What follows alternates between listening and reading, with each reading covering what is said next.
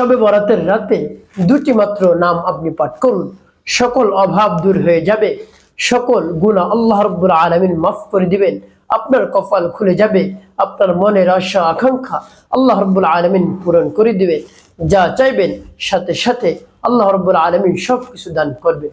প্রিয় ভাই বোনেরা, সেই নাম দুটিকে আমি আপনাদেরকে বলে দিচ্ছি। পবিত্র শবে বরাত এত গুরুত্বপূর্ণ, এত দামি। এটা হলো বন্টনের রাত্রি, আপনি যা চাইবেন তাই পাবেন। এটা হলো বন্টন করা হয়, আপনি এক বছর কি করবেন, কি খাবেন, কোথায় যাবেন, কত টাকার মালিক হবেন, কোথায় কোথায় আপনি জায়গা জমি ক্রয় করবেন, বিক্রি করবেন, এভাবে ব্যবসা বাণিজ্যের মধ্যে লাভবান হবেন, সব কিছু আল্লাহ রাব্বুল আলামিন এই রাতে বন্টন করেন। তো আপনি যদি সেই রাতে বেশি বেশি ইবাদত করতে পারেন, আল্লাহ রাব্বুল আলামিনের কাছ থেকে চেয়ে আনতে পারেন, অবশ্যই আল্লাহ রাব্বুল আলামিন আপনাকে সব কিছু দান করবেন। প্রিয় ভাই বোনেরা, তাই শবে বরাতের রাতে দুটি মাত্র নাম পাঠ করুন, সকল অভাব দূর হবে, গুনাহ মাফ হবে, যত ধরনের গুনাহ রয়েছে আল্লাহ রাব্বুল আলামিন মাফ করে দিবেন। প্রিয় ভাই বোনেরা, সকল হাজত পূরণ হয়ে যাবে, প্রয়োজন আল্লাহ রাব্বুল আলামিন মিটিয়ে দেবেন, যা চাইবেন তাই আল্লাহ রাব্বুল আলামিন দান করবেন। তো প্রিয় ভাই বোনেরা, শবে বরাতের রাতে ইবাদত করতে করতে রাত্র যখন গভীর হবে, 3টা 3:30 বেজে যাবে, আপনি তাহাজ্জুদের নিয়ত করে আপনি নামাজ আদায় করবেন।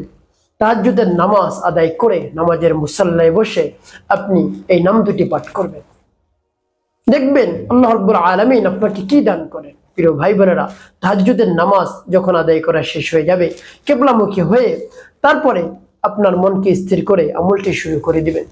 সর্বপ্রথম আপনার জীবনের সমস্ত গুনার কথা স্মরণ করে ক্ষমা প্রার্থনা করবেন। হে আল্লাহ, আমার জীবনের সমস্ত গুনাহ খাতা গুনাহ আপনি মাফ করে দেন।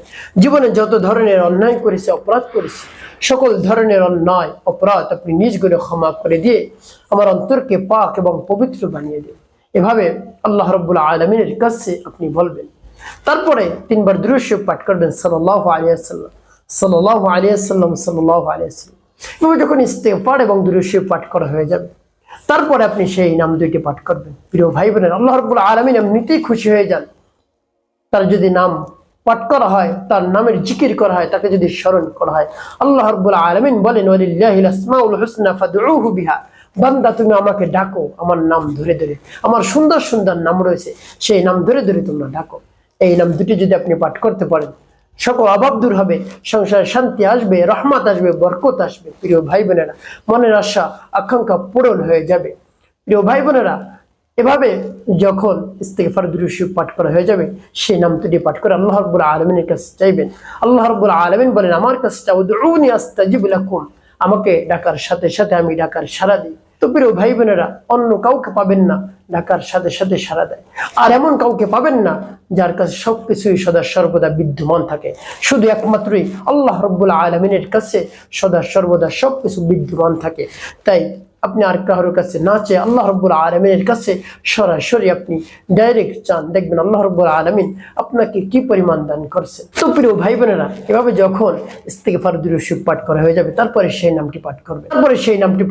সেই নামটি পাঠ করলে আল্লাহ রাব্বুল আলামিন আপনাকে অঢেল সম্পদের মালিক বানিয়ে দিবেন। যত ধরনের সমস্যা রয়েছে রিজিক নিয়ে, সব ধরনের টেনশন দূর হয়ে যাবে।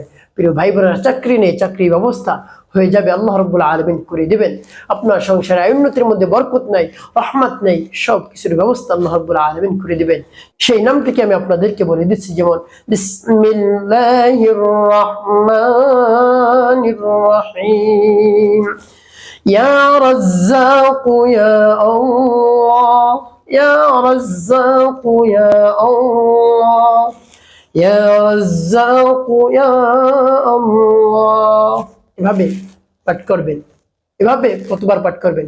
কমপক্ষে আপনি 10 বার পাঠ করবেন, সর্বোচ্চ আপনি যতবার পারেন পাঠ করুন, কোনো সমস্যা নেই, আরো পড়তে পারলে ভালো। এরপরে যে নামটি পাঠ করবেন, সেই নামটি পাঠ করলে আল্লাহ রাব্বুল আলামিন আপনার জীবনে সব ধরনের গুনাহ খাতাগুলো মাফ করে দিবেন। আল্লাহ রাব্বুল আলামিনের কাছে বলবেন, আল্লাহ রাব্বুল আলামিন মাফ করে দিবেন।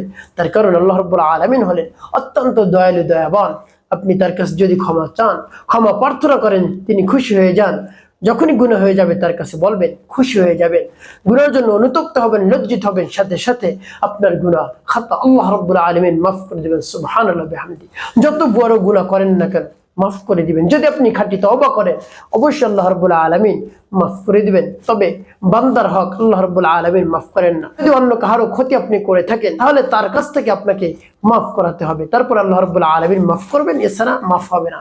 তো প্রিয় ভাই বোনেরা, সেই নামটি আপনি পাঠ করুন, আপনার অন্তর পাক এবং পবিত্র হয়ে যাবে, আপনার জীবন সুখময় হবে।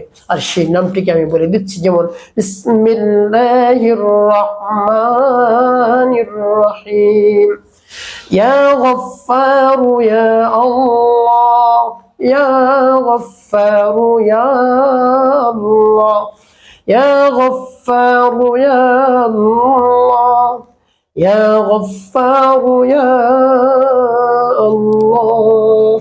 কতবার পাঠ করবেন? 10 বার গুনে গুনে পাঠ করবেন সর্বনিম্ন, আর সর্বোচ্চ আপনি যতবার পারেন, কোনো সমস্যা না, আরো ভালো। প্রিয় ভাই বোনেরা, এই নাম দুটো আপনি পাঠ করবেন, ইয়া রাজ্জাকু ইয়া আল্লাহ, ইয়া গফফারু ইয়া আল্লাহ। নাম পাঠ করলে আপনার মনের আশা আকাঙ্ক্ষা বাসনা কামনা পূরণ হবে, তারপরে রিজিকের ফয়সালা হয়ে যাবে, তারপরে যত ধরনের আশা আকাঙ্ক্ষা রয়েছে, যত ধরনের মনের ব্যথা বেদনার সব আল্লাহ রাব্বুল আলামিন পূরণ করে দিবেন।